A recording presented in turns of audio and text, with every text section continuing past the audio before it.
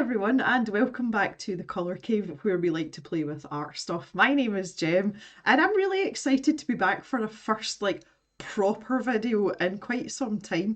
And I want to welcome you today to the first in our new series of Cave Discoveries videos. So the premise behind these is that we pull out all the neglected art supplies around the cave, and 2 videos per month we can showcase these supplies and just maybe learn a little bit more about them, give them some love if they've been feeling neglected, or actually use them.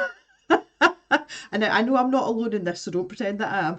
So the idea behind these videos is not for them to be instructional, but to be more sort of conversational.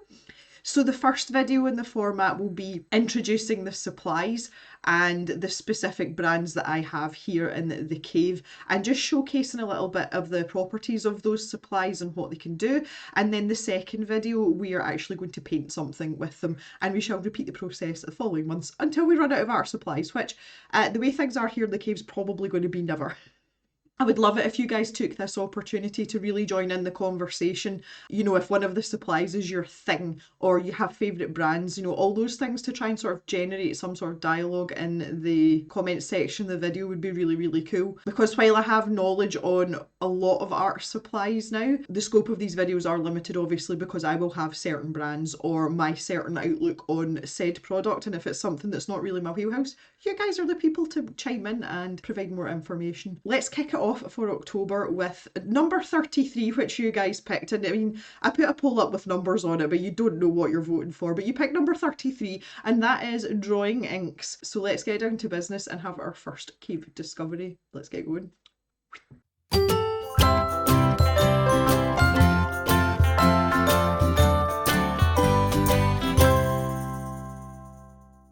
Oh, okay, this is exciting. So this is the little box that I have. It's a very attractive John Deere box, and this is where I keep all the inks that I've got. I want to start by showing you what I've got, and then we're going to take a look at each individual item. So I have this glass dip pen, and it comes with its own little set of inks. These are really pretty. I had like 5 of them at one point. I have narrowed my collection down somewhat. This is super, super pretty. These are so, so nice, and these are great for using with inks. Here is my other one. Oh, so pretty. I also have these speedball dip pens, so the nibs are separate with these, and if there's various sizes and shapes, and the 2 different handles that come with them. I've actually kept the instruction leaflet that comes with these, and it gives you all sorts of interesting techniques and information to help you along your inky journey, whether you are wanting to do some lettering, there's some really nice calligraphy there, or if you want to do it for sketching and drawing. There's a lot of stuff on hatching, that kind of thing. Just really handy to have, and it tells you about all the different nibs as well. So in terms of actual inks, they kind of fall into roughly 3 categories. The first is these acrylic inks. The ones I've got are Artful ones. These came in an Artful subscription box. Oh, this one matches my jumper. And I like these for a very specific property, which I'll talk. Obviously, they are acrylic. You can mix them with water, but they are acrylic based inks. We've got more traditional drawing inks. So the ones that I have here is some of the Winsor and Newton ones. I absolutely love the bottles in these. And these come in a lovely variety of colours. And then there's Indian ink, which is probably one of the most common and well-known types of ink that you can get. This is great because it's really versatile, it's waterproof, and you can get some lovely dilutions with it as well. I would say that's more of a traditional drawing ink. And lastly, and probably my favourite, is this Pelican ink. It's a blue-black colour. Look at that bottle. Oh, it's just amazing. I think that this is more traditionally classed as a writing ink, but again, we'll talk about that a little bit more as we go along. So when it comes to application with these inks, the 2 things you want to think about, obviously, first of all, is paper. The world is your oyster, and down to preference in paper. If you are using a lot of ink, especially with a lot of water, I would veer more towards either a multimedia paper or even a watercolour type paper, because it's used to absorbing moisture and you're less likely to get buckling or damaging the actual surface of the paper as well. In terms of application, we've already talked about the dip pens and these more traditional nibs. The other thing that you can do is use a paintbrush as well, especially if you want to cover larger areas of your paper and you want to get some backgrounds or just some nuance in different areas. Paintbrush is a tool that's really easy for you to layer up these things. The last way that I would use these inks is in, well, what I would call a water brush. Obviously, it's not a water brush if you're going to put ink in it, but you can fill these up with your inks as well and use them in the similar style that you would use a water brush if that's your thing. Again, I think maybe for people that are more versed in using inks in their artwork, that would be more of an option. Some of the pens are really easy to clean out, some not so much. So if anybody has any suggestions of these types of brushes that are good for stuff like that and are easy to clean out, please feel free to drop that down in the comments.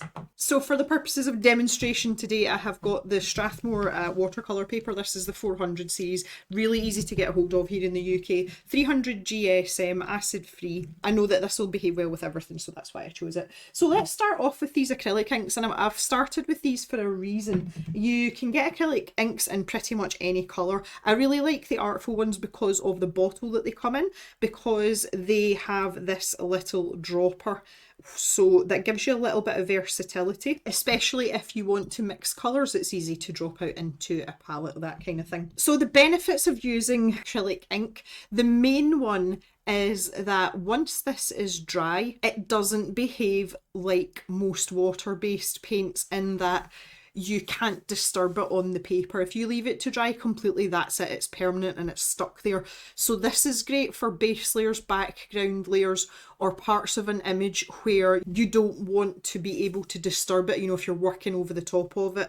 So quite often, if I was thinking about doing something in inks, I would use acrylic inks for the background. You also get really, really vibrant colours, as you can see, again, behaving a bit more on the acrylic side rather than a more water-based inky situation. So we've got some lovely colours here. This violet colour is one of my favourites. It's just absolutely lush. So I just want to give you a wee demonstration here. I would use a synthetic brush for this, again, because of the acrylic element, and as soon as you're finished using it, I would wash your brush straight away, because if that dries on the brush, you're going to damage the bristles. It's going to be really difficult to get off, and you might actually just ruin your paintbrush. So I want to show you how this is going to behave.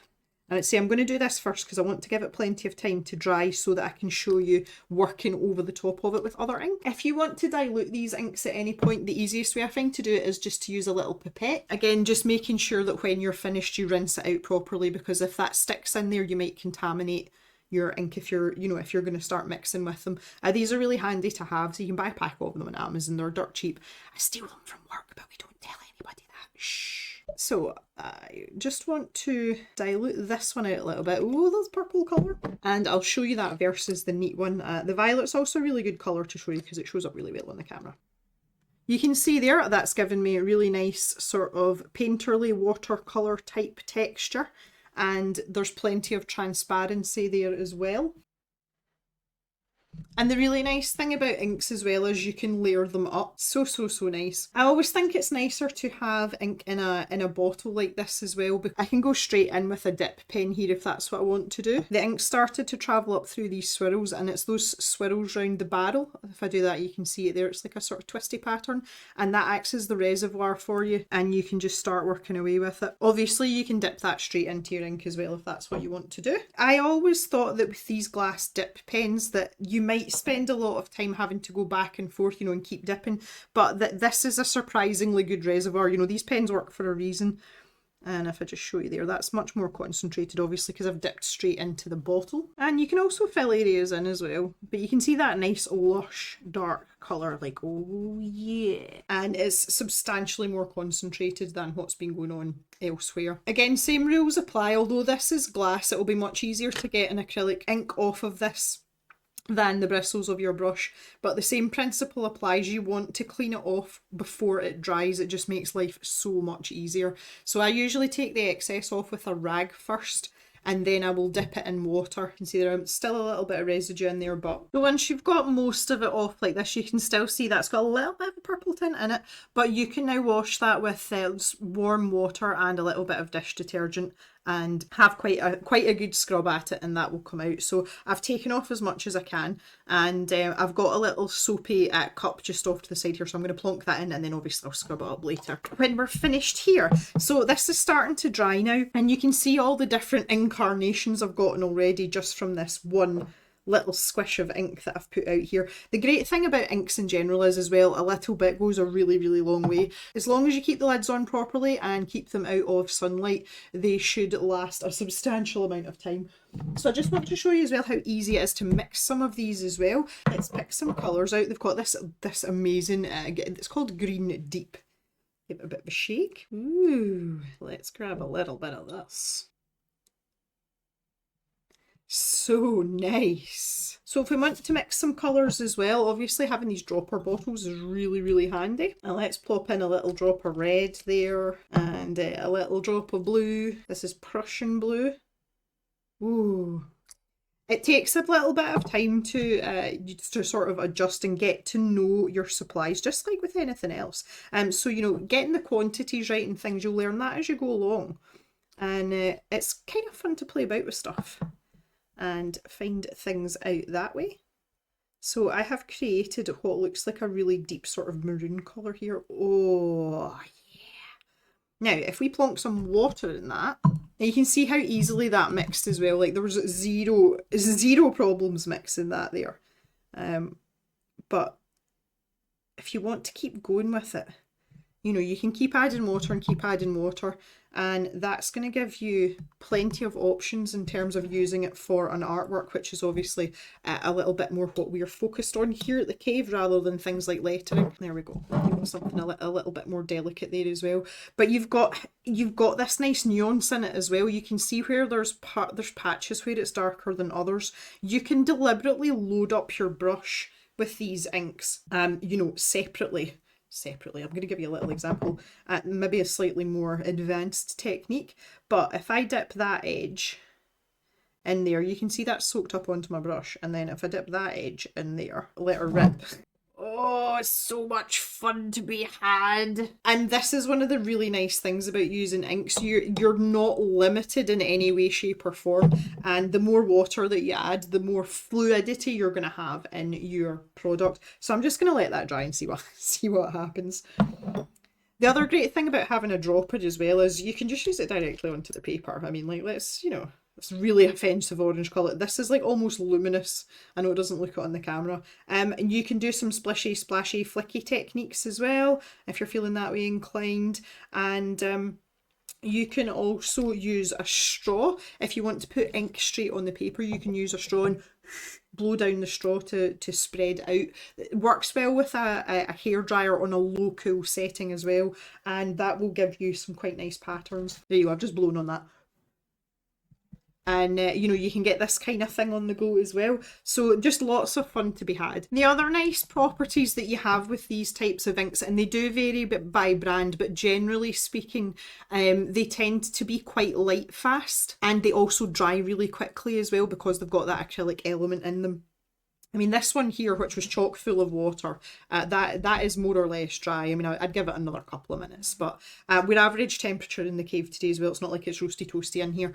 But you can see that in itself, even if you just wanted to stick with acrylic ink, you've got so much room for manoeuvre and you can have so much fun with them. I say I tend to use them as a base just from, you know, from my own personal preferences, but there's so much room there. So if any of you do use acrylic inks, I would love to hear what applications you have for them or what your favourite way to use them is. So this kind of leads me on to the next ink that I want to talk about, which is Indian ink. So I have two types of Indian ink here. I've got the Talons one, which is this one in the little bottle, and I also have the Artful Indian ink as well. Now, one of the main properties and the reason that people like this is similarly to the acrylic ink, once it's dry, it's usually waterproof.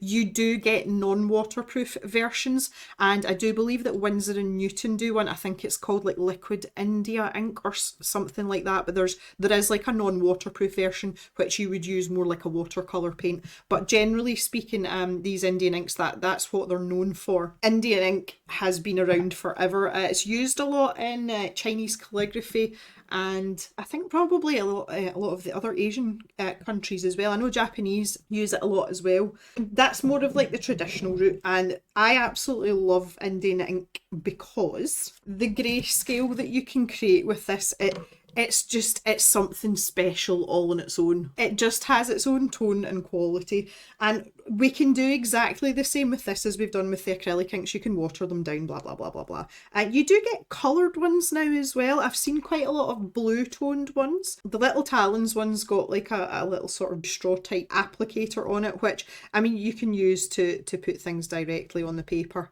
But again, as you know, you can dip it, you can splodge it out into something else, whatever. And I would dare say a dip nib would probably, small one would fit in there. Yes, it does.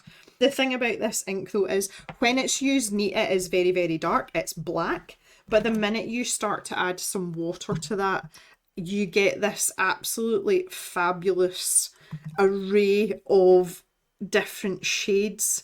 And I just want to pull that out. Look how delicate you can get that to be.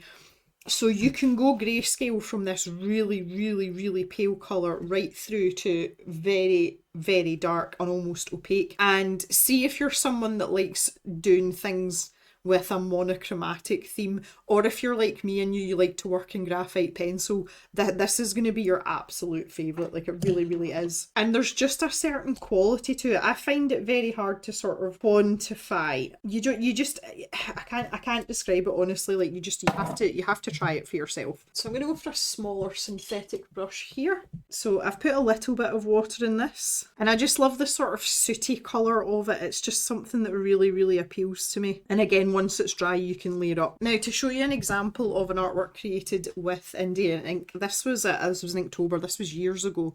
This is the kind of thing we're talking about.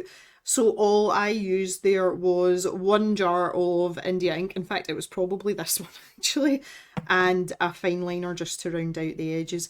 So you can, it's something that's just really, really nice. I really, really enjoy it. And you can see I was able to go from the really dark areas of Mario's moustache and Yoshi's eyeballs through to this really, really light shading in the bottom part of Yoshi's mouth there. It's so subtle. So as long as you learn your dilutions, like, there's a lot that can be done with it.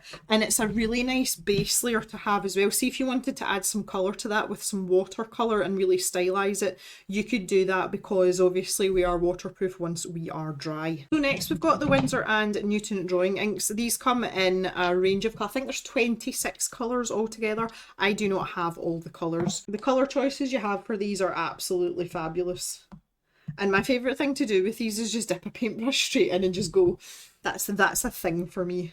Again, I tend to lean towards certain colours. So we've got violet here. And just, oh, absolutely stunning. Now, the thing with these inks, particularly, again, this is brand specific, it may be different with other ranges, and again, I would love to hear if there's any in particular you use. With the Winsor and Newton range specifically, the water resistance, the transparency varies between the colours because it depends on the recipe that's made up the actual ink. So they have all that on their colour chart.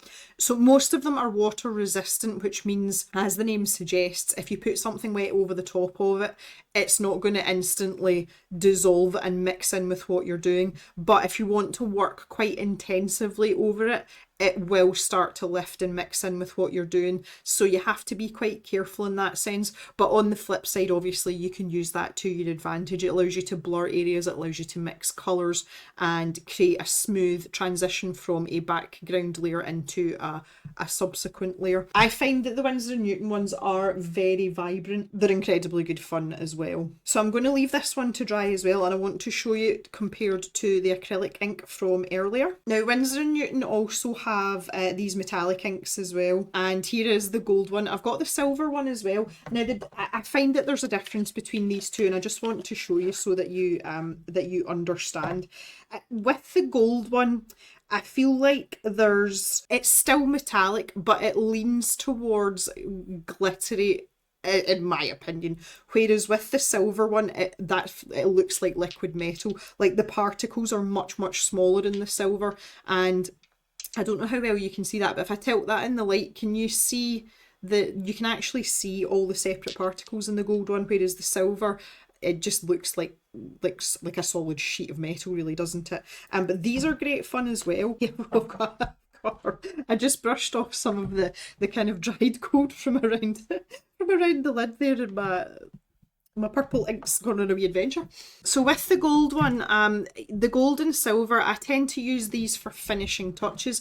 Some of you will know that I'm a great fan of adding a metallic finish on some of my colouring pages, any metallic objects like maybe keys or padlocks or things, and it brings a really nice extra dimension to your artwork. Now obviously that goes for your own drawings as well, not just colouring pages, but that's something personally that I really like to do. So let me show you what I'm talking about here. Oh, so this behaves quite similarly. If you've ever used metallic paints, you really need to agitate it to make sure that those metallic particles are mixed in with the binder as well. But you can build this up to make it really metallic-y.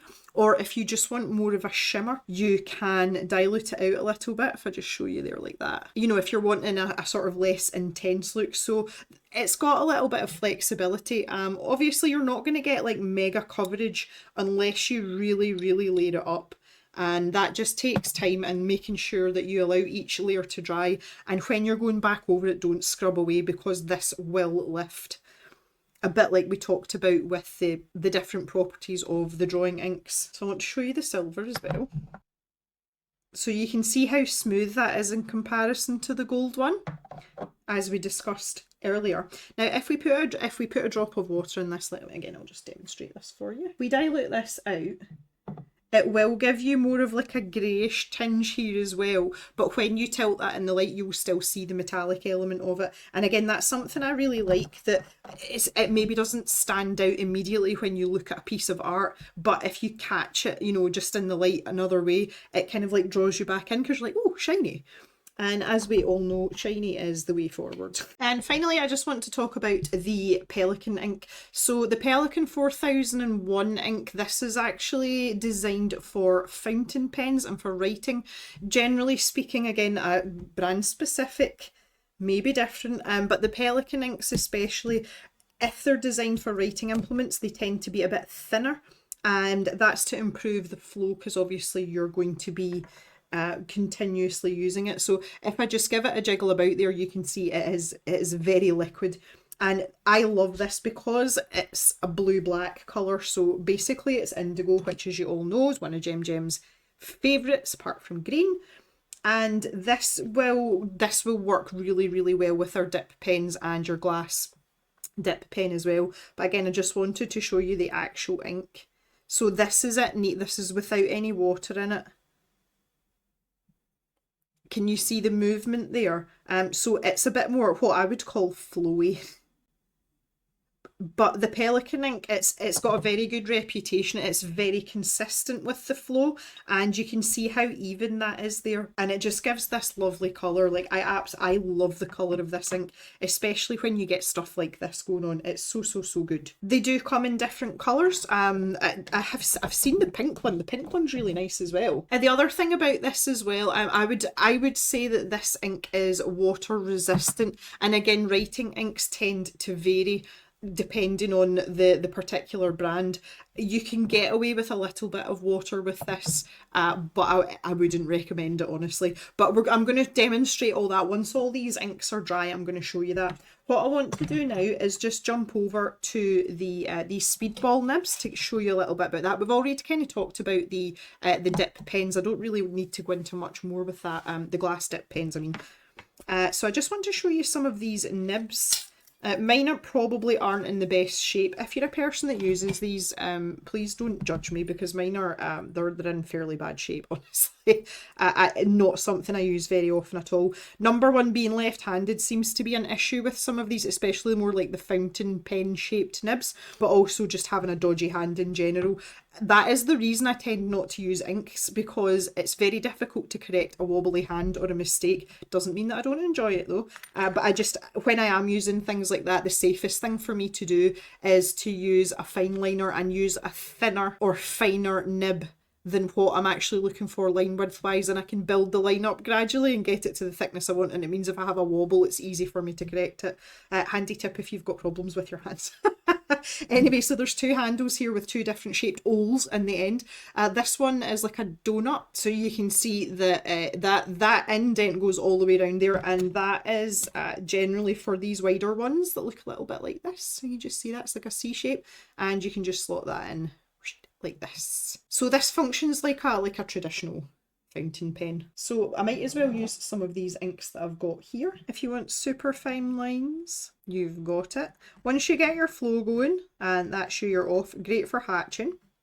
Personally for me, this is not a nib I would use, but I just wanted you to see the different line styles. And next up we've got the 99. So this has got much more of a flexible nib on it. This is the Pelican ink. So this is much easier for me to use, and it's a bit more of a versatile nib. Now, I'd just like to say also, I don't know very much about these sorts of pens and things. It's not my area of expertise. So again, if anybody would like to contribute some information in the comments section, please feel free to do so. But in terms of actually using these speedball nibs, this one here, the 99 is probably the one that I gravitate to the most. I just find it the easiest to use. 99 or 2Gs, depending on how you want to look at that. So onto the smaller nibs now, so I'm using the smaller handle for that as well. And this is the 107, so much finer. This one feels more like a pen, you know, like a normal traditional nibbed pen. And again, I find with the Indian ink and with the Pelican ink, just using this sort of method of application is much easier. Like, it feels much more natural, perhaps for somebody that is not well versed in these sorts of things like me. But this is great in terms of artwork. This is great for detail work, embellishments, maybe adding in a little bit of shading with some hatching. And I find that the reservoir on this, you know, you're not constantly dipping back and forth. It's pretty good that way. And if you're working on curves as well, it's quite smooth. It doesn't feel so scratchy. So this is the 108, which is kind of like a smaller version of the 99. Oh. So again, much more flexible. Quite scratchy, but you can get some really fine lines going on there for some hatching. And then 102. And this is my favourite of the smallest nibs, just because you look at these lines. So delicate. If you can imagine using this, now that is just the Indian ink. If you used a diluted ink, you could get some really, really subtle lines there. The flow seems to be really good with this nib as well. Like, I like it. It kind of reminds me of using a teeny tiny fine liner. That's probably why I like it. I missed out the 56 here on with the bigger handle. Nice for swirly lines. This to me feels like a proper calligraphy nib. Like, proper. I know they're all proper calligraphy nibs, but that's what it feels like. So let's just have a wee quick look. As I said, I kept the paperwork. So I just want to have a wee look at these nibs. So the 56, which is this one here, it is labelled as School. Fine bronze finish drawing pen for art school with a stiff action. So very consistent, very easy to control. The 99, an extra fine point for draftsman, which is interesting considering I actually like the thicker lines of this one. The 102, America's most popular art pen, super fine and flexible. As I said, that's my favourite, so that's not surprising there. I'm glad I'm going with the majority on that one. The 108 flexible, this one up here, so this is the one I had most trouble with. Bronze finish quill pen for cross hatching, flourishing. Yeah, the cross hatching was pretty good with that. I would agree with that. The 107, that is a hawk quill with a super fine point, stiffer than the 102. Very durable for long, even lines and cross hatching details. Well, again, if you look at that to me functions quite similarly to a sort of mid-sized fine liner, and the line width is very consistent as well. So again, that kind of makes sense to me too. And the 512 bowl pointed fine pen for ruling and lettering.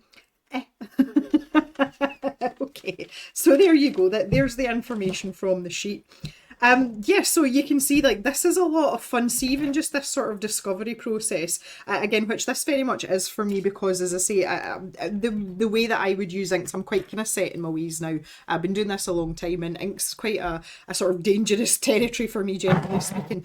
But what I would like to show you now is all the dried inks. Obviously, you can see these ones that we've got here. This was the Pelican ink. Look at the texture. Look at the consistency on this pattern here that we did, but also look at the lovely changes. that have come just from taking that straight out the jar. You don't need any water, and it's left some lovely texture here as well. This is fabulous. See, if you think about that for like a maybe you know, like a seascape type thing or a nighttime scene, absolutely lovely. And you can do all the things you would do, you know, techniques that we'd use with watercolor, like sprinkling salt in, that kind of thing. That'll all work perfectly. Here is the Winsor and Newton ink that's dried beautifully there too. If we go back to our other page, here's some of our diluted inks. And this is the lovely thing about ink, is you get these lovely textures and slight inconsistencies. Again, if you use watercolour paper, you're going to get more of this sort of characteristic. But look at this lovely deep stroke. So if I just compare the acrylic ink here, which has given us a very, very uniform, this was it, neat if you remember these two here, it gives you a very uniform block colour. So that's a very useful property to have, and you can see it there with this one up here as well. This was the one we diluted with water, and it's given us this lovely, there's sort of lovely blooms going on in there. And this was our dual brush dip as well, and some of the greens leaked in, there's a bit of an orange there. Some of the green has migrated over as well. If you're looking for something that's a bit more unpredictable, then you can go ahead with this. And here are some of our run marks as well. So quite different textures and things that have been left by our various inks. But what I want to show you now is when we try and go over the top of stuff. If I start with this acrylic ink, the best way to demonstrate this is with water. And then we'll do a bit of layering up with the different inks. Because some of them have a degree of transparency, you're going to get a really nice crossover there as well, which I'd quite like to show you. Okay, so I've got a wet brush here. And if I go over these acrylic inks, nothing happening and nothing moving. Nothing happening and nothing moving. So let's grab a little bit of yellow here. So this is still acrylic ink. That was maybe a bit too much. As I said, a little goes a long way. Look how yellow that looks. That's ridiculous.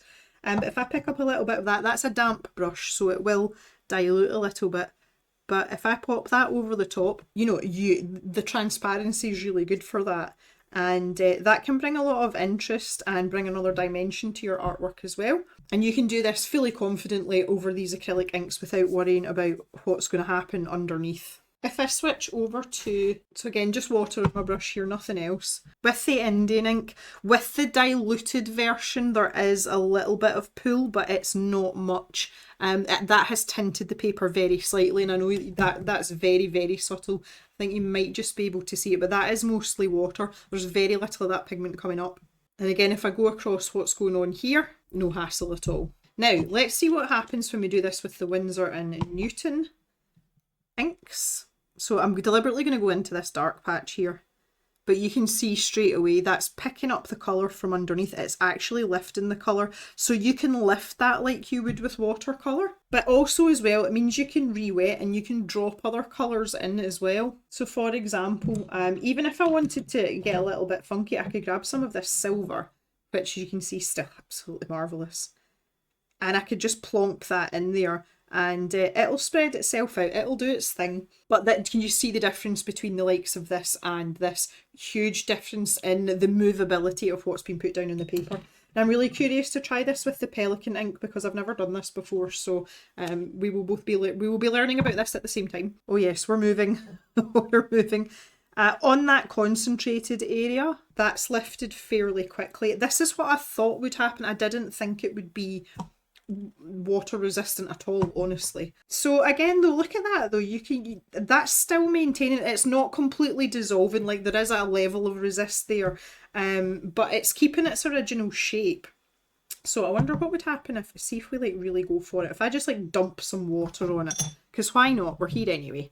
Let's do it. I just dumped a couple of splodges of water. I'm going to leave that for a little bit and just see what happens, because I mean that's quite interesting, is it not? While that's drying, the last thing that I want to do is just try out these wee inks that came with the glass dip pens. I've never touched these inks. I don't even know if they're still in any sort of shape to be used, but we're about to find out.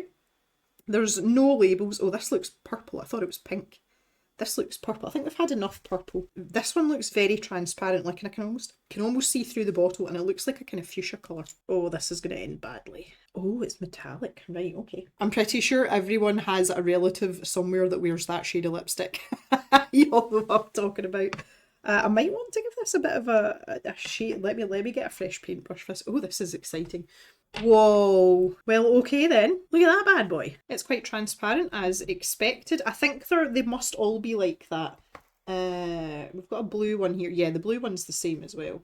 This just feels like watercolour. I do like a little bit of discovery. Let's see what happens when we put water in. Yeah, it's just moving it about. Okay, right. Well, we'll let that dry too. Let me have a look at the blue one. Yeah, because look at all this sitting here. Can you see that? It's like an iridescent pigment. Right. Okay, let me give this a really good shake. I'm really scared to put the lid back on this and shake it without the stopper in, but I'm going to do it anyway. Live dangerously here at the cave. Oh, like give it a really good shake, like a super good shake. Okay, not really sure about this. Yeah, it just looks like blue. Okay, so there's nothing particularly exciting happening there. Apart from the fact it's a really pretty colour.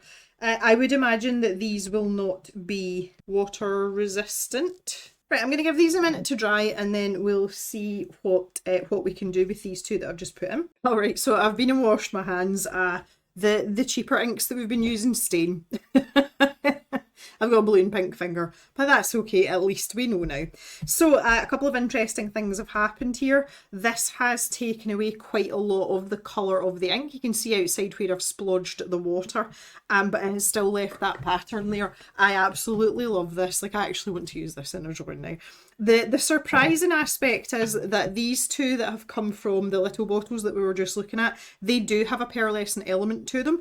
It's quite subtle. The easiest way for me to show you this is probably with the torch on my phone. Hopefully we can do that. If I tip that in the light, especially down here in this bottom corner with the pink, I hope you can see that metallic sheen when I tilt it like that. And can you see the sparkles in the blue one? Ooh, up here. Pretty. That's got like a fairy dust kind of look to it, so that's quite interesting. And this obviously, this also shows off the metallic Winsor & Newton quite well there as well. I'm like, oh, so pretty. So yeah, they do have something sparkly in them. I especially like the blue one. The pink one just doesn't seem to be as sparkly, apart from this kind of like bottom edge here.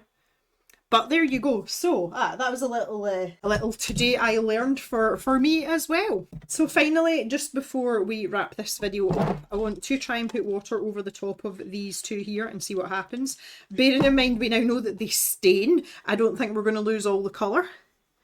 Oh my goodness, right, okay, so that's taken that right off. So these are definitely not water resistant. No, like, no, not even a little bit. There we go. Hey, good information to have for the future. Now, why is this information important? It is important because what I would like you to do now is give me some suggestions for a subject matter or an art piece that you might like to see me try using these drawing ink supplies. I'm not going to call it a challenge, and I'm not going to limit myself to just this. You know, if I want to use a bit of a fine liner or a pencil or something, then fine. But the bulk of the artwork will be with these drawing inks, and that will create the second video in the series, because I do plan on having 2 of these videos for each art supply that we use. So if there's anything that springs to mind, anything you would like to see, please leave it down in the comments underneath the video.